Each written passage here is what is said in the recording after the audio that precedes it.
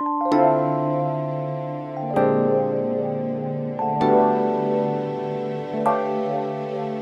I'm Chris from Aikidoflow. We're back again today to look at some training fallacies, what may work, what might not work, and I hope you enjoyed the tape. When you're training, you need to train for real life situations. You need to train for multi-point attacks. You need great distance, great timing. You need to know what to throw and when. Not all fights finish and start in a cuddle position. So compliant training, not just Aikido, but karate, all traditional martial arts is predictive. So if I'm gonna throw, or Andre's gonna throw a punch at me, I block, I counter, I start again. Andre throws a kick at me, I block, I counter, I start again. It's not gonna happen like that, guys. Now we get the gloves on. So we need to be able to adapt to different situations. So if I'm rolling forward, Andre needs to be able to move to the, so if you come forward on me and maybe I'll demonstrate. So in the dojo, Andre might come forward and I might just step to the side and it looks pretty and it looks great. In a real life situation, I'm gonna step to the side, I'm gonna kick, Andre's gonna throw something back at me again. Then we're gonna throw, he's gonna come again. And we need to keep it moving, we need to keep going. It doesn't just happen where it's stop, start, stop, start. So we need to be able to continually train for real life situations. And whatever happens, you have to learn to train with your hands up. So real life situations, there's none of this looking around. As soon as your hands drop, I'm going over the top. So we need to always condition ourselves to be, even if we're fighting with our hands up, we're fighting with our hands up. You never drop your hands. For years I trained karate, great reactions, great timing, great distance, but fighting with your hands down, and if I missed a shot, I'm kind of leaving myself wide open. So why I love where my training's gone is being able to adapt. So if I miss, I can go again, I can step back, then I go again, I step back, I throw again, I step back. So aggressive people, they're gonna go for your eyes, your throat, they're gonna grab you in the nuts, they're gonna do things that you wouldn't have trained for. So you're gonna need to have that shock factor in your training to be able to adapt to that in a real life situation. So we could be standing here, I've got this whole, I can look for chops to the throat here, knees to the groin, wrist locks. How are you gonna react just training predictive Aikido? One more thing, obviously aggressive people as well, they're not gonna throw just your one punch, they're gonna rush, they're gonna keep going, they're gonna rush, they're gonna keep going, okay? How do you react to that if you're training just predictive Aikido?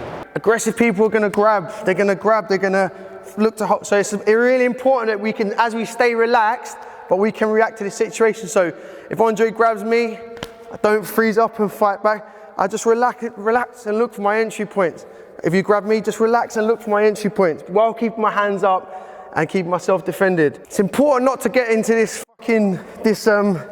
clinch war, which I don't want to be in. I just need to react and be able to adapt and utilize Andre's body, which I'm sure you do in Aikido, but then when I find my entry points, I take the options. So I want to look at the psychology of a perceived attack or an aggressive person. So if Andre's thinking about attacking me and I start to look wary, or even just standing here in the pub, you might see Andre maybe start teeing me up by turning his hips. He's going to throw a right punch. But I need to know by his body language and his mannerisms what he's about to do so I can react. So it might be the case, stay there, talk to me from this distance, mate.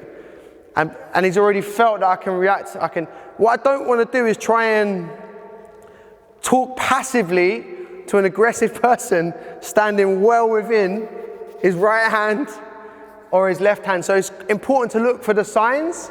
Try and get your peace of mind. If you do feel threatened, you've got to have the confidence to be able to hit first. So when people are fighting, they want to hurt you. Obviously, it's a Friday night, few drinks, emotions are running high. So things do get serious, and it's important that through your training, you can react and know how to either avoid or deal with these situations through correct thinking and being present. So we're in a bar, I want to hurt Andre. So my intent is going to be your average man in the bar is going to be trying to take his head off here. If it gets close, he's going to bite. He's going to be grabbing ears, grabbing, scratching.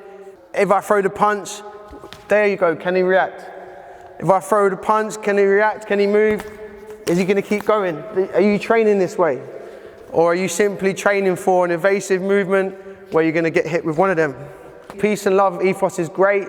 It's great to help your fellow Aikido competitors and dojo partners, but it's important that you've got different gears you can shift into when you need to, even in the dojo. So if me and Andre are moving, if I hit Andre, he's got to hit me back with the same intensity. There's no point in me trying to hit Andre and he's not trying to hit me back. So in the dojo, it's important to stay on a level par. So as far as if I throw something at Andre and he throws back, we're both hitting each other as hard as each other.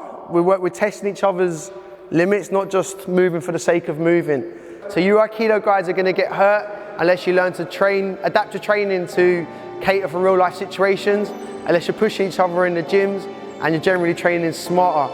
I'm sure you've got loads of comments, so please leave them in the box and keep training hard.